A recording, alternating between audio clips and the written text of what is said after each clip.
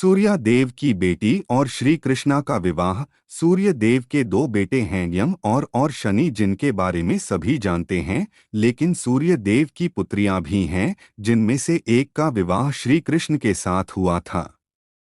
वह श्री कृष्ण की पटरानी कहलाती हैं। आज उन्हें समस्त संसार में पूजा भी जाता है। हमारे ज्योतिष एक्सपर्ट डॉ राधाकांत वत्स द्वारा दी गई जानकारी के आधार पर आइए जानते हैं सूर्य देव की पुत्री से जुड़ी रोचक कथा। पौराणिक कथा के अनुसार सूर्य देव की दो पुत्रियां थीं।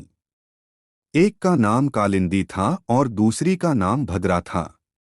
कालिंदी बहुत शांत स्वभाव की थीं और भद्रा का स्वभाव उग्र था। एक बार कालिंदी ने अपने पिता सूर्य से पृथ्वी पर जाकर ताप करने की इच्छा जताई। पुत्री की बात मानते हुए सूर्य देव ने उन्हें ब्रजधाम में जाकर ताप करने का सुझाव दिया। कालिंदी ने कई वर्षों तक घोर तप किया।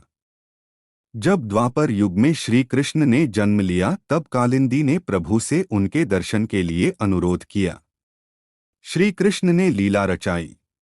पिता वासुदेव ने कन्हैया को टोकरी में रखा और गोकुल के लिए निकल पड़े। वासुदेव जी ने जब नदी में प्रवेश किया, तब कालिंदी ने श्री कृष्ण के चरण स्पर्श किया और उनका स्वागत किया। कहते हैं कि कालिंदी नदी ही आगे चलकर यमुना कहलाईं। यमुना किनारे श्री कृष्ण ने बाल लीलाएं रचाईं, लेकिन बाद में धर्म की स्थापना के लिए ब्रजमंडल छोड़ दिया। तब कालिंदी यानी कि यमुना ने श्री कृष्ण से विवाह हेतु तपस्या की।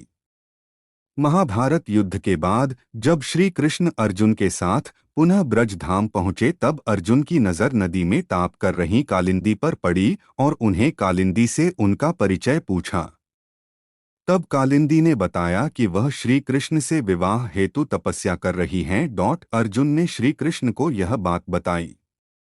तब श्री कृष्ण ने कालिंदी को कई वर्षों पश्चात उस समय पुनः दर्शन दिए और उनकी तपस्या के वरदान स्वरूप स्वयं सूर्य देव से कालिंदी का हाथ मांगने सूर्य लोक पहुँचे और इस तरह श्री कृष्ण ने कालिंदी से विवाह किया।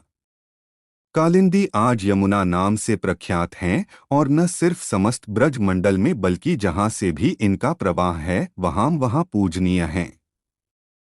ब्रजवासी तो यमुना को मां के रूप में पूजते हैं और उनकी जयंती पर उनके जन्मोत्सव को भव्य तौर पर मनाते हैं। श्री कृष्ण की जिन 8 पटरानियों का वर्णन शास्त्रों में मिलता है, उनमें से एक यमुना भी हैं। मान्यता है कि जो भी व्यक्ति मां यमुना की पूजा आराधना कर उन्हें प्रसन्न करता है, श्री कृष्ण की उस व्यक्ति पर कृपा दृष्टि हमेशा बनी रहती है। तो ऐसे हुआ था श्री कृष्ण का सूर्य देव की पुत्री से विवाह। अगर आपको यह स्टोरी अच्छी लगी हो तो इसे ज़रूर शेयर करें और इसी तरह के और वीडियो देखने के लिए हमारे चैनल को लाइक और सब्सक्राइब करें। जय श्री कृष्णा।